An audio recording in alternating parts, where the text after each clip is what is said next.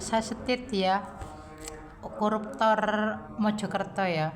Kenapa ya para koruptor ini kok nggak digebuki gitu loh ya? Kenapa presiden tidak mau mengeluarkan undang-undang para koruptor ini dihajar sampai berlebam-lebam, seperti mana pencuri sepeda motor, seperti mencuri handphone, mencuri ayam, mencuri kambing. Sedangkan ini miliaran, ini triliunan ya. Malah pakai masker lah, kadang diblonsong mukanya. Mau naik mobil dipersilakan begini. Itu loh maling bajingan yang tidak harus dihormati, yang tidak pantas untuk dihormati. Jenengan para polisi-polisi seharusnya takut sama Allah, takut malaikat Raqib dan Atid. Jenengan juga pernah disumpah dengan Al-Quran ya. Ngapain harus menghormati koruptor gitu loh, sampai masuk mobil digini-ginikan gitu loh. Takutlah sama Allah, takutlah malaikat Raqib dan Atid ya. Tidak perlu untuk menghormati para bajingan seperti itu ya. Rata-rata para koruptor itu loh ya, ganteng-ganteng, cantik-cantik, tapi doyan harta haram ya. Orang-orang seperti inilah se-Indonesia yang pernah disumpah dengan Al-Quran tapi korupsi, dan yang menerima sogokan dari para koruptor ya. Seluruh Indonesia, para pejabat wakil rakyat, yuk kita sebagai rakyat kecil ya, memang merasa tertindas, tidak ada keadilan. Kita doakan saja ya Allah, mudah-mudahan roda kehidupan diputar ke bawah sampai 7 turunan. Panjenengan persempit urusan dunia sampai anak cucu cicit dia, semua seluruh Indonesia para koruptor. Oleh karena tidak takut sama Allah, tidak takut malaikat Raqib dan Atid sebagai CCTV, tidak takut waktu disumpah dengan Al-Quran ya. Mudah-mudahan diberi bencana, musibah, azab yang sebesar-besarnya sampai 7 turunan. Jangan sampai anak 7 turunannya menjadi pejabat, menjadi wakil rakyat, menjadi penguasa di Indonesia. Oleh karena Indonesia ini sudah merajalela koruptor, merajalela para koruptor, mematikan undang-undang KUHP, merajalela para koruptor, mengajari sokok hakim, sokok jaksa, sokok kepolisian, sokok KPK, sokok Mahkamah Agung dan sebagainya. Seakan-akan Indonesia ini tidak ada gunanya mendirikan pengadilan, kejaksaan, KPK, kepolisian, Mahkamah Agung, MK, KPU. Tidak ada gunanya sama sekali. Oleh karena undang-undang KUHP milik orang elit, orang kaya. Jadi kita sebagai rakyat kecil memang tidak bisa untuk menegakkan keadilan, tidak bisa untuk memberantas korupsi. Rakyat kecil tidak bisa mengeluarkan undang-undang perampasan aset dan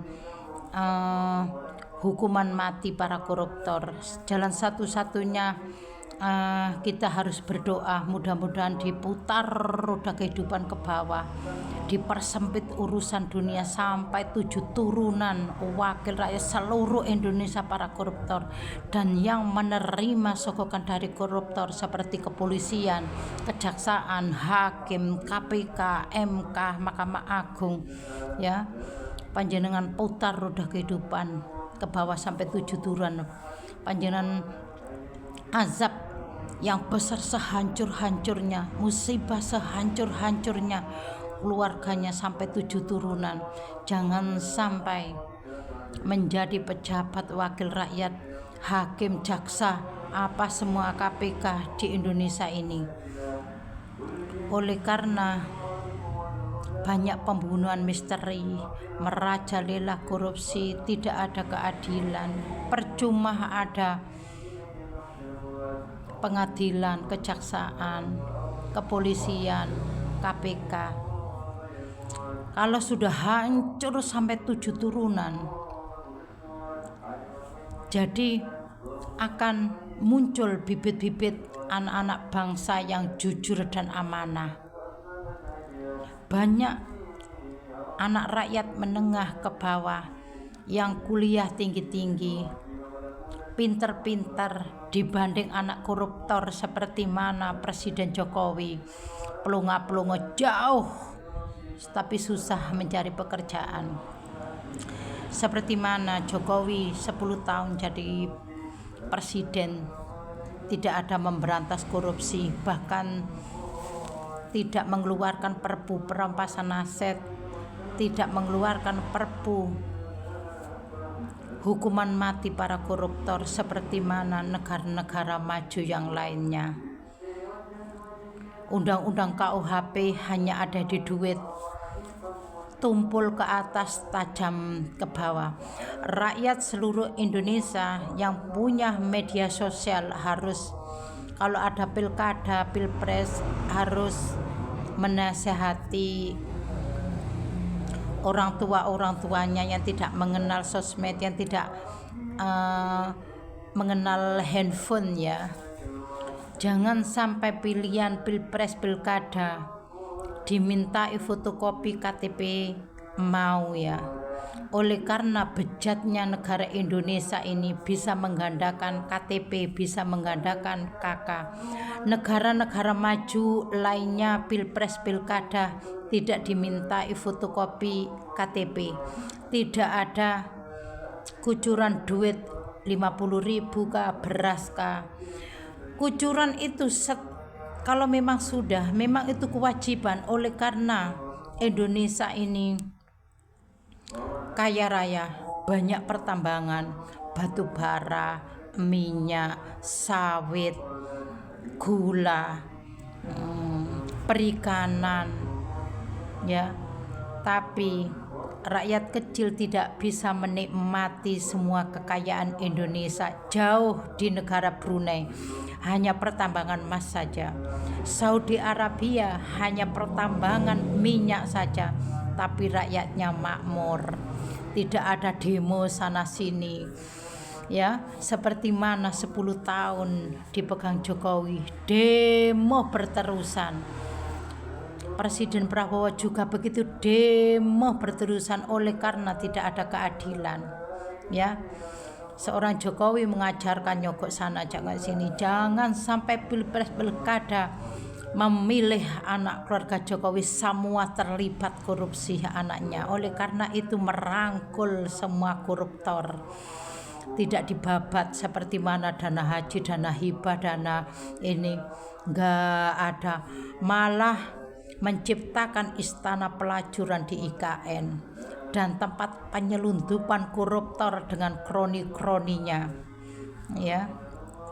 Harus waspada rakyat kecil ya. Memang kita merasa tidak ada keadilan di Indonesia ini. Undang-undang KUHP ada di duit miliaran dan triliunan ya. Otaknya para koruptor pinter-pinter korupsi, pinter-pinter untuk memalsu dokumen, pinter-pinter untuk menggandakan KTP dan KK. Nah, salam waras ya untuk rakyat seluruh Indonesia, lebih-lebih menengah ke bawah. Pilihan panjenengan menengah ke bawah adalah menentukan wakil rakyat. Ya. Oleh karena bijaklah, berpikirlah yang matang. Harus meniru negara-negara maju yang lainnya. Jangan mau mengeluarkan fotokopi KTP ya. Soalnya tidak ada kebijakan sama sekali. Lebih-lebih anak Jokowi ya jangan dipilih, menggandeng dengan siapapun akan lemah. Nanti banyak ancaman seperti Jokowi. Kalau jujur pasti ditunjukkan ijazahnya, ngapain harus pakai pengajar.